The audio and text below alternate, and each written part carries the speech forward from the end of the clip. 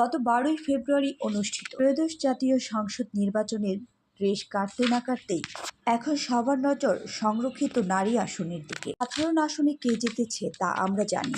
সংসদে থাকা সংরক্ষিত 50টি নারী আসনের ভাগ্য কার হাতে? বিশেষ করে প্রধান বিরোধী দল হিসেবে আত্মপ্রকাশ করা বাংলাদেশ জামায়াতে ইসলামী ঠিক কতটি আসন পাচ্ছে এবং কারা হচ্ছেন সেই সম্ভাব্য নারী সংসদ সদস্য?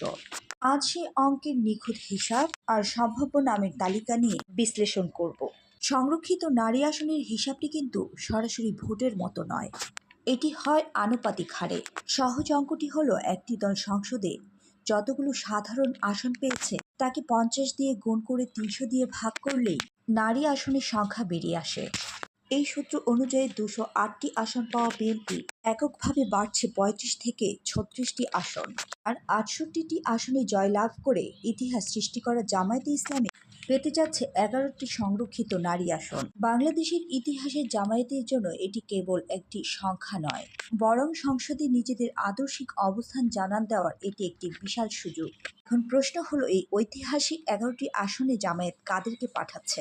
দলীয় সূত্রে জানা গেছে, জামায়াত এবার প্রথাগত রাজনীতির বাইরে গিয়ে উচ্চশিক্ষিত ও পেশাজীবী নারীদের অগ্রাধিকার দিতে চাইছে। তালিকায় সবার শীর্ষে আছেন কেন্দ্রীয় মহিলা বিভাগের সেক্রেটারি অধ্যাপিকা নুরুন্নেসা সিদ্দিকা। তার দীর্ঘদিনের সাংগঠনিক অভিজ্ঞতা তাকে এই দৌড়ে সবচেয়ে এগিয়ে রেখেছে এবং অভিজ্ঞতার প্রয়োজনে সাবেক এমপি ডক্টর আমিনা বেগম এবং শাহানা বেগমের নামও বেশ গুরুত্বের সাথে আলোচিত হচ্ছে। তবে এবারের সবচেয়ে বড় চমক হতে পারে আধুনিক এবং তুখুর বক্তারা। এই তালিকায় ইঞ্জিনিয়ার মার্দিয়া মমতাজের নাম মুখে মুখে ফিরছে। ওয়েডেরই প্রাক্তন শিক্ষিকা আর জনপ্রিয় টকশো ব্যক্তিত্ব যদি সংসদে যান, তবে যুক্তির লড়াইয়ে তিনি প্রতিপক্ষকে খামিয়ে দেবেন বলাই বাহুল্য। আইনি লড়াইয়ের জন্য ব্যারিস্টার সাবিকুন নাহার মুন্নির নামও আলোচনায় আছে।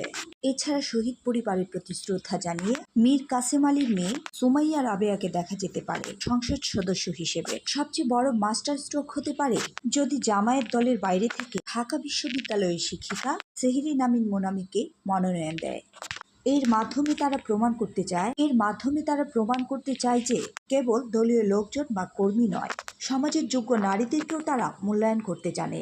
তৃণমূল থেকে উঠে আসা সাইদা রোমান, ডাক্তার হাবিবা চৌধুরী সুই বা ডাক্তার শিরিন আক্তার রোনার মতো নামগুলো বিবেচনায় রয়েছে। 11 জনের এই তালিকায় শেষ পর্যন্ত কারা থাকছেন জানতে আমাদের আরো কয়েক সপ্তাহ অপেক্ষা করতে হবে। প্রিয় দর্শক, আপনার কি মনে হয়, ইঞ্জিনিয়ার মার্দিয়া মমতাজ নাকি সুমাইয়া রাবেয়া? কাকে আপনি সংসদের ডেস্কে দেখতে বেশি আগ্রহী? আপনার মূল্যবান মতামত কমেন্টে জানান। আর যদি ভিডিওটি ভালো লাগে, লাইক শেয়ার করে পাশে থাকুন। ধন্যবাদ।